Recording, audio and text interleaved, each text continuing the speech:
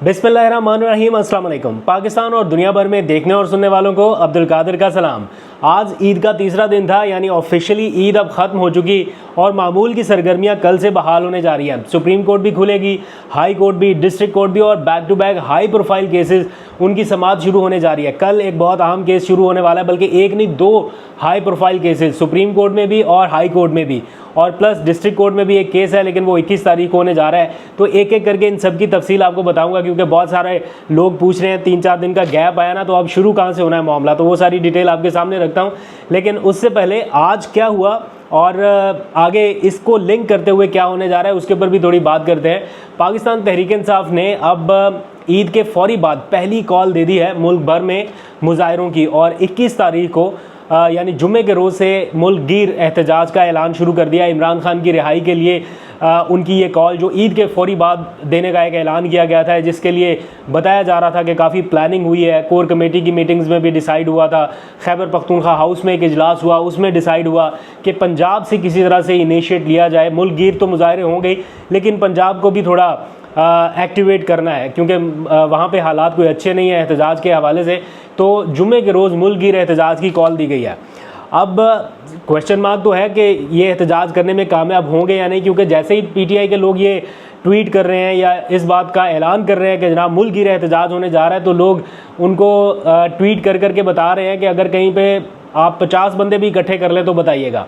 तो पंजाब में तो वाकई हालात इस तरह के हैं कि 50 बंदा इकट्ठा होना भी मुश्किल है। बल्कि आज ही के दिन की लेटेस्ट एग्जांपल आप देख लें कि सियालकोट में जो डार बरादरान का या रेहाना डार का जो जिना हाउस है, वहाँ पर एक तकरीब थी, ईद मिलन तकरीब, जहाँ पे कारकुनों को इकट्ठा होना था। लेकिन इससे पहले कि वो तकरीब शुरू होती, पुलिस एहलकार पहुँच गए और जनाब वो सारा उन्होंने सील कर दिया। बाद में वहाँ पे काफ़ी नारेबाजी रही, काफ़ी एहतजाज भी हुआ, लेकिन ये सिचुएशन है कि उन लोगों को ईद मिलन तकरीब, कोई छोटा सा कन्वेंशन भी करने की परमिशन नहीं है। जब इस्लामाबाद में इस किस्म के एहतजाज होते हैं तो पुलिस फौरी क्रैकडाउन करती है ना, तो उनमें से जब लोगों से बात होती है पुलिस हुकाम से भी कि क्या पॉलिसी है या क्यों एहतजाज नहीं करने दिया जाता, तो वो ऐसा बताते हैं कि ज़ीरो टॉलरेंस पॉलिसी है। यानी अगर इन लोगों को ज़रा सा भी बाहर निकलने का मौका दे दिया तो फिर ये रैलियों में, फिर जलसों में, फिर इस तरह ये मामला बढ़ जाएगा। तो इसलिए इनको शुरू ही ना होने देना ही एक पॉलिसी है कि ये 4 बंदे किसी जगह इकट्ठे भी ना हो पाए। लेकिन पीटीआई ने यह एहतजाज की कॉल दी है, ऑल्दो के फिर से गिरफ्तारियां होंगी, फिर से मुकदमात होंगे, फिर से छापे होंगे। अभी आप देखिएगा कि आपको नज़र आना शुरू हो जाएगा कि जनाब फ़लाँ भी गिरफ्तार, फ़लाँ भी गिरफ्तार, ये माहौल फिर से बनने लग जाएगा जब तक ये हो नहीं जाता। बट ये कॉल आ चुकी, ना सिर्फ इनलैंड पाकिस्तानियों के लिए बल्कि ओवरसीज़ पाकिस्तानियों के लिए भी मुख्तलिफ प्रोग्राम जो है वो तरतीब दिए जा रहे हैं। संडे से लंदन में 10 डाउनिंग स्ट्रीट के ऊपर जुल्फ़ी बुखारी जो है वो लीड करने जा रहे हैं मुजाहिरा। तो इस तरह अब ये मामले में थोड़ी सी शिद्दत आती जाएगी एहतजाजी मुजाहिरों में। इससे पहले कि अदालती मामलात के ऊपर आऊँ मैं, ये एक और बड़ा अहम मामला खैबर पख्तूनख्वा के हवाले से है कि वहाँ पर लोड शेडिंग को लेके जो मामला इस वक्त शुरू हो चुका है, मतलब 12-12 घंटे की लोड शेडिंग का, तो वो खुद कह रहे हैं कि इतनी कर लें, इससे ज़्यादा की नहीं करनी। तो आप अंदाज़ा लगाएं कि इससे ज़्यादा फिर कितनी हो रही होगी। खैबर पख्तूनख्वा के जो लोग हैं वो ज़रा कमेंट्स में बताएं कि कितने घंटे की लोड शेडिंग आप फेस कर रहे हैं। मैं पंजाब से हूँ, अभी इस टाइम मैं आपको बिल्कुल फेयर बता सकता हूँ कि यहाँ पर इतनी लोड शेडिंग नहीं है। मैं जिस एरिया में अभी बैठा हूँ, ईद की छुट्टियों के लिए आया, ये बहुत ही बैकवर्ड एरिया है, लेकिन यहाँ पर भी कोई लोड शेडिंग इस वक्त तक नहीं है। किसी और शहर में, किसी और जगह होती हो तो वो भी बहुत मामूली सी होगी। लेकिन खैबर पख्तूनख्वा से जो शिकायत आ रही हैं, ऑब्वियसली जब तक वफाक ना चाहे ये काम नहीं हो सकता। और फिर आपने देखा जैसे वहाँ पे ग्रिड स्टेशन के ऊपर पीटीआई के एमपीएज, एमएनएज जैसे जैसे जाके खुद बिजली बहाल करा रहे हैं, ये बड़ी अलार्मिंग सिचुएशन है। ये नहीं होना चाहिए, इस हद तक मामला नहीं जाना चाहिए। फिर वफाक और सूबे के दरमियान जहाँ पर ये इख्तियारात का एक क्या कहते हैं उसको, तनाज़ा हो, वहाँ पर इस किस्म की सिचुएशन का आ जाना ये बड़ी अलार्मिंग है। और फिर अली अमीन गंडापुर ने तो अब वाजे कर दिया कि अगर 12 घंटे से ज़्यादा की लोड शेडिंग हुई तो वो उनका अगला स्टेप क्या होगा। वो बटन कह रहे हैं मैंने देख लिया है, जहाँ से बिजली बहाल होनी है तो मैं खुद बहाल करूँगा। और अगर नेशनल ग्रिड से बिजली बंद करने की कोशिश की गई खैबर पख्तूनख्वा की, तो फिर वो कहते हैं जो हमारी प्रोड्यूस की गई बिजली है, जो हम नेशनल ग्रिड को देते हैं, हम वो मुनक़ता कर देंगे। तो ये एक तरह से बड़ी अजीब सी एक जंग का सा माहौल नज़र आ रहा है, और ये बड़ा अलार्मिंग और ख़तरनाक है। इसको मुज़ाकरात के ज़रिए या बातचीत के ज़रिए फ़ौरी हल करना चाहिए। अब वो ये कहते हैं खैबर पख्तूनख्वा के जो वज़ीर आला अली अमीन, कि वफाकी हुकूमत ने हमारा 1600 अरब रुपया देना है, जो कि मुश्तरका मफादात कौंसल, जिसमें चारों सूबों के वज़रा आला और मुतल्लिका हुकाम शरीक होते हैं, एक हाईएस्ट फोरम है, उससे अप्रूव्ड रकम है, यानी ये मिलनी ही मिलनी थी खैबर पख्तूनख्वा को। अब वो नहीं मिल रही, तो उस सूरत में अब शहबाज शरीफ साहब ने फ़ोन किया है वज़ीर आला अली अमीन गंडापुर को कि हमें आपका ताउन चाहिए होगा IMF के फ़ंड्स लेने के लिए, या IMF के साथ जो डील हो रही है उसके लिए। तो अली अमीन गंडापुर ने आज बताया कि शहबाज शरीफ ने उन्हें फ़ोन किया और उनसे ताउन मांगा है IMF के साथ होने वाली डील के सिलसिले में, लेकिन वो ये कहते हैं कि पहले मेरे सूबे के फ़ंड्स दो, फिर मैं ताउन करूँगा। अगर वो फ़ंड नहीं दिए तो मैं IMF को बताऊँगा कि मेरे नाम पे फ़ंड लिया जा रहा है या मेरे सूबे के नाम पे लिया जा रहा है और इस्तेमाल ये खुद कर रहे हैं। और जब भी IMF के बारे में बातचीत होती है तो फिर सारे शुरू हो जाते हैं कि देखें कौमी सलामती, मुल्की सलामती, और ये सारे एलिमेंट्स आ जाते हैं, तो बड़ा मोहतात होके ये सारा कुछ करना पड़ेगा। लेकिन ऑब्वियसली उनके बकाया जाते हैं, उनके सूबा मुतासर है इस सारी चीज़ से, तो कहीं ना कहीं इसको देखना पड़ेगा। अब आ जाइए ज़रा होने क्या जा रहा है आगे अदालती मामलात के हवाले से।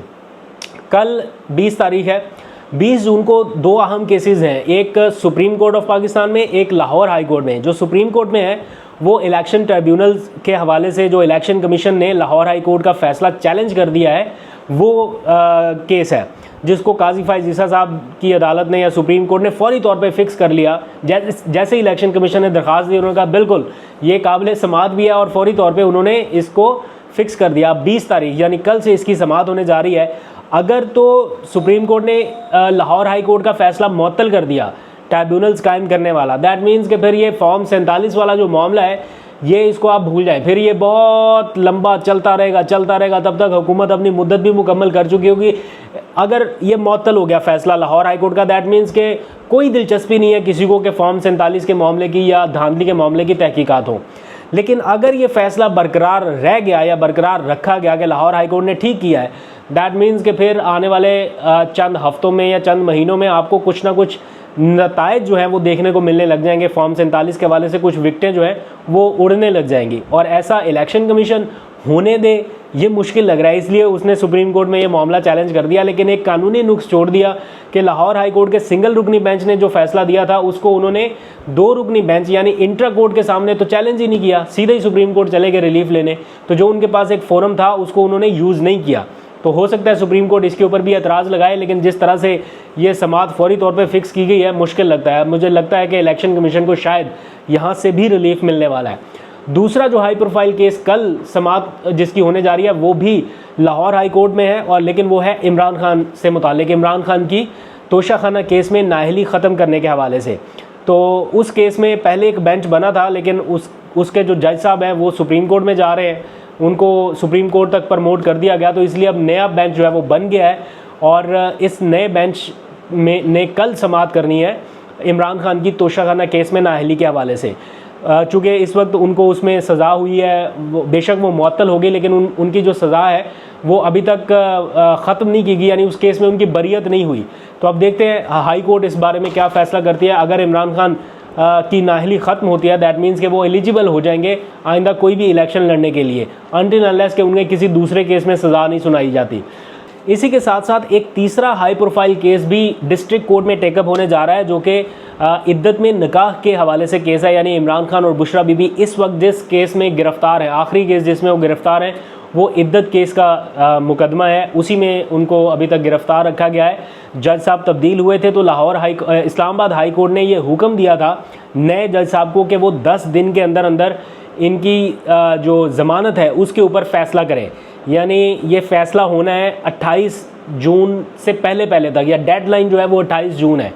तो 28 जून से पहले अगर इसका डिसीजन होना है, दैट मीन्स कि ये सज़ा मुअत्तल हो सकती है इमरान खान और बुशरा बीबी की। तो अगर इस केस में उनकी सज़ा मुअत्तल होती है तो बुशरा बीबी की तो रिहाई कंफर्म है। इमरान खान को किस केस में गिरफ़्तार करेंगे, मज़ीद क्या उन्हें रिहा तो फ़िलहाल मुझे लगता है कि नहीं होने दिया जाएगा। कोई ना कोई और नया केस, कोई ट्वीट का केस या उस केस में गिरफ़्तारी डाल देंगे, या फिर कोई नैब अपना रेफरेंस दायर करके उस केस में गिरफ़्तारी डाल देगा जिसमें 60 दिन तक आप ज़मानत के लिए अप्लाई नहीं कर सकते। तो ये सारा मामला भी अब पेंडिंग में जा रहा है।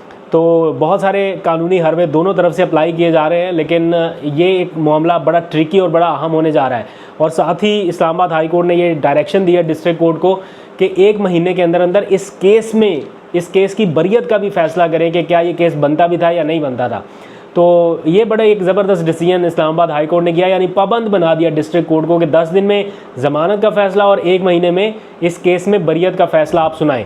अगर वो करते हैं ठीक है, नहीं करते तो केस वापस हाई कोर्ट आ जाएगा, फिर हाई कोर्ट इसको डील करेगी। तो ये इस वक्त की ताज़ा तरीन सूरत हाल है। ओवरऑल ऐसा लग रहा है कि एहतजाजी तहरीक अब मोमेंटम पकड़ने जा रही है, क्योंकि आने वाले दिनों में अब इसके अलावा और कोई ऑप्शन नहीं है। गर्मी बहुत है, ऑब्वियस बात है, लेकिन ये है कि कहीं ना कहीं से तो आगाज़ पीटीआई को, उनकी लीडरशिप को करना ही पड़ेगा। अब असल इम्तिहान शुरू होगा कारकुनान का और पीटीआई की लीडरशिप का। कल पता चलेगा मज़ीद क्या होता है। अभी तो मैं इस्लामाबाद नहीं जा पाया हूँ, लेकिन इस्लामाबाद पहुँचूँगा तो आपको फर्दर अपडेट करूँगा। आज तक के लिए इतना ही। अपना बहुत सा ख्याल रखिए। अल्लाह हाफिज़।